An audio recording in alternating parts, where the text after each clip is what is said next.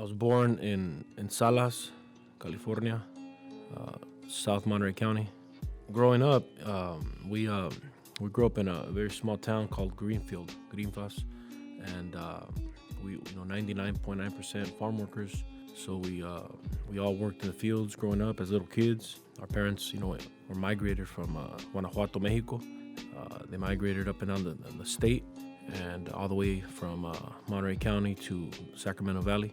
From there, we finally settled in the Salinas Valley, where our parents applied for a low-income subsidized housing in 1985, and they got that home that we still own today.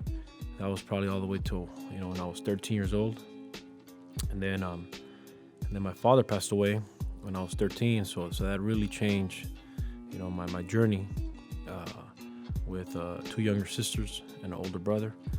That was tough because now I suddenly had a lot more responsibilities at a very young age, and as a result, a lot more decisions to make.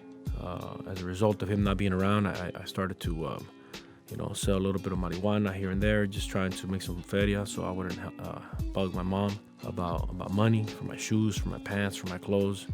So between 13 and 18 years old, though, before leaving Greenfield, I got caught up in a lot of street, a little bit of violence. That was a rough 5 years, but eventually I learned about La Causa in college in Sacramento. The first time I was introduced to La Causa was in 2001. I enrolled into a Chicano studies class at ARC.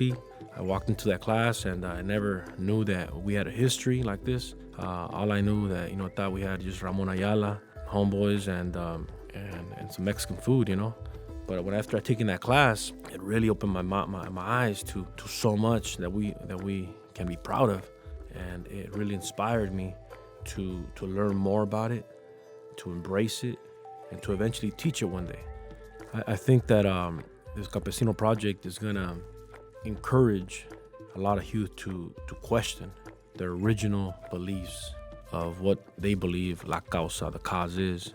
Some of them may not be happy about it. Some of them may be shocked. Some of them might be surprised. But I think that we're going to have to strategically deliver the message so it doesn't offend them, but at the same time, encourages them to reflect on their core values that sometimes are very easy to embrace when we're kids and we have no other sense of belonging, of cause, of struggle or identity, right? So I definitely is gonna challenge, their cultural identity and what they stand for. And that's the ultimate goal, to really make people feel a little bit uncomfortable so they could reflect on their own journey and hopefully, identify with something positive that they can, fight for.